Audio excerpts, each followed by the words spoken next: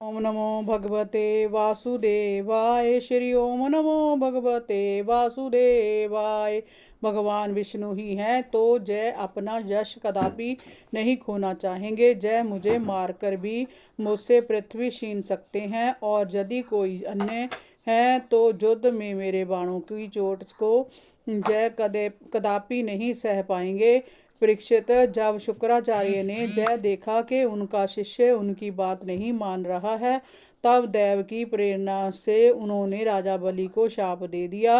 मूर्ख, तू अज्ञानी है, परंतु अपने आप को बड़ा पंडित मानता है। तू मेरी अपेक्षा करके अहंकार प्रदर्शित कर रहा है। तूने मेरी आज्ञा का उल्लंघन किया है, इसलिए तू शीघ्र ही अपनी लक्ष्मी को खो बैठेगा। राजा बलि बड़े महात्मा थे।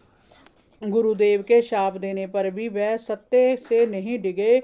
उन्होंने वामन भगवान की विधि पूर्वक पूजा की और हाथ में जल लेकर 3 पग भूमि देने का संकल्प कर दिया। उसी समय राजा बलि को की पत्नी विंध्यावली वहां आई। उसने वामन भगवान के चरण पखारने के लिए जल से भरा स्वर्ण कलश वहां रख दिया। भगवान वामन के चरणों को राजा बलि ने बड़ी श्रद्धा से धोया और उनके चरणामृत को अपने सिर पर छिड़का। उस समय सभी गंधर्व राजा बलि के दिव्य कर्म की प्रशंसा करते हुए पुष्प वर्षा करने लगे।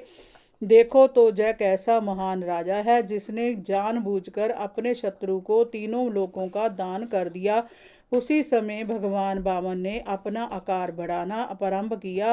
वह इतना बड़ा कि पृथ्वी, आकाश, दिशाएं, स्वर्ग, पाताल, समुद्र, पशु पक्षी, मनुष्य, देवता और सभी ऋषि मुनि उन्हीं के में समा गए। उन्होंने भगवान के त्रिगुणात्मक शरीर में पंचभूतों, इंद्रियों, अंतःकरण और समस्त जीवों के साथ उनके व्यवहार को देखा। राजा बलि ने विश्व रूप भगवान के चरणातल में रसातल, चरणों में पृथ्वी, पंडलियों में पर्वत, घुटनों में पक्षी, जांघों में मृदगणों को देखा।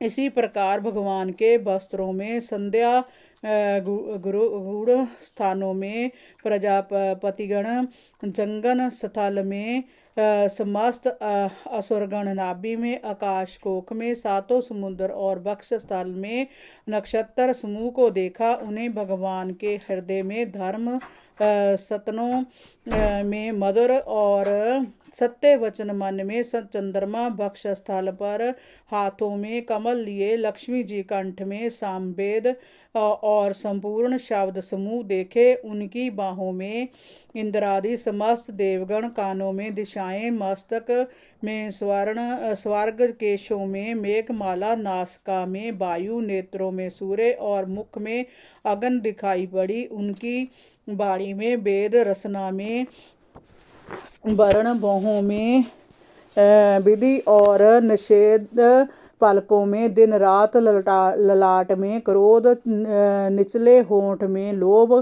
के दर्शन हुए। परीक्षित, उनके स्पर्श के में काम, वीर्य, ऊर्जा में जल और पीठ में अधर्म, पद विन्यास में जग, छाया में मृत्यु, हंसी में माया और शरीर के रोमों में सभी प्रकार की औषधियाँ थी। नाड़ियों में नदियाँ, नखों में शिलाएं, बुद्धि में ब्रह्मा, देवता और ऋषिगण दिखाई पड़े। इस प्रकार राजा बलि ने भगवान के विश्व रूप में संपूर्ण चर अचर प्राणियों के दर्शन किए। परीक्षित, सर्वात्मा भगवान में संपूर्ण जगत देखकर सबके सब दैत्य अत्यंत भयभीत हो गए। उसी समय भगवान के सभी अस्त्र शस्त्र और दिव्य पार्षद वहां एकत्र हो गए। भगवान की अद्भुत शोभा को देखकर सभी उनकी स्तुति करने लगे।